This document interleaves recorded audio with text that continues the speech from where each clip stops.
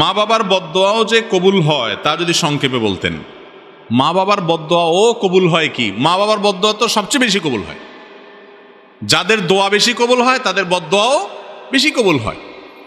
মা বাবার দোয়া হলো পৃথিবীর সবচেয়ে পাওয়ারফুল দোয়া।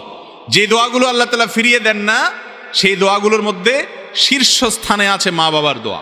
সন্তানের জন্য যদি দোয়া করে, সেই মা বাবার সাথে যদি কেউ বদদোয়া বেয়াদবি করে, মা বাবার হক নষ্ট করে, মনে কষ্ট দেয়, আল্লাহর জমিনে এর চাইতে বড় কপাল পোড়া আর হতে পারে না।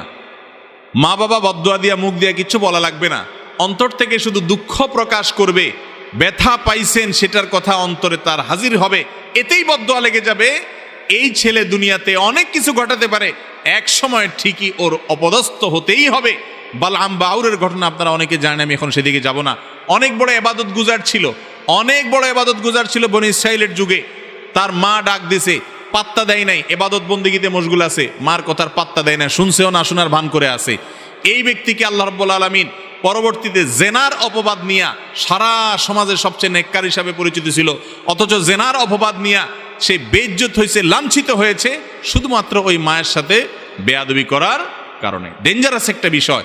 তাহলে বালআম বাউরের মা মনে কষ্ট পেয়েছেন, তার প্রভাবে যদি সে বড় ওলি, আবেদ, বুজুর্গ, নেককার, আল্লাহওয়ালা ছিল, সেই মানুষটা যদি লাঞ্ছিত, অপমানিত হয়ে জেনার অপবাদ নিয়ে সে শেষ হয়, বেইজ্জত হয়, তাহলে বোঝা গেল মা বাবার বদদোয়া লাগে না? ভাইরা আমার, রেদার রব্বে ফি রেদাল ওয়ালিদাইন, মা বাবা খুশি তো আল্লাহ খুশি। ওয়া সাখাতুর রব্বে ফি সাখাতিল ওয়ালিদাইন, মা বাবা নাখোশ তো আমার আল্লাহ নাখোশ। আল্লাহর ওয়াস্তে মা বাবাকে অসন্তুষ্ট করবেন না ভাইরা। হয়তো আপনার মা অশিক্ষিত, আপনার বাবা কিছু বোঝে না, হয়তো তাদের এত সেন্স নাই, দু একটা ধমক দিলে কিছু বলবেও না, ভাইরে তারপরে এই কাজটা করবেন না। যেদিন হারিয়ে ফেলবেন, এরপরে হুজুরদের কাছে দৌড়াবেন, হুজুর মা বাপের হক নষ্ট করছি, এখন তো মারা গেছে, কি করবেন? রাস্তায় ঘুরবেন, আর কোনো সুযোগ সেরকম হয়তো থাকবে না। এই জন্য মা বাবার বদদোয়াটা খুবই ডেঞ্জারাস। আল্লাহ বলেছেন, ফালা তাকুল্লাহুমা উফফিন ওয়ালা তানহারহুমা ইম্মা ইয়াবলুগান্নাকাল কিবারা ইনদাকা আহাদুহুমা আও কিলাহুমা। তোমার মা বাবার উভয় অথবা যে কোনো একজন যদি বৃদ্ধ বয়সে যায়, বৃদ্ধ বয়সে গেলে তাদেরকে ধমক দিয়ে কথা বলিও না। আল্লাহ বৃদ্ধ বয়সের কথা কেন বলছেন? কারণ জোয়ান বয়সে মা বাপের সাথে ধমক দিয়ে কথা বললে তো মা বাপ নিজেই কান মেলে সাইজ করে দিব, এটা আল্লাহ জানে। বুড়া হয়ে গেছে বেচারা, ইনকাম না, রুজি নাই, আপনার রুজির উপরে সে নির্ভরশীল, এই জন্য কিছু বলতেও পারে না।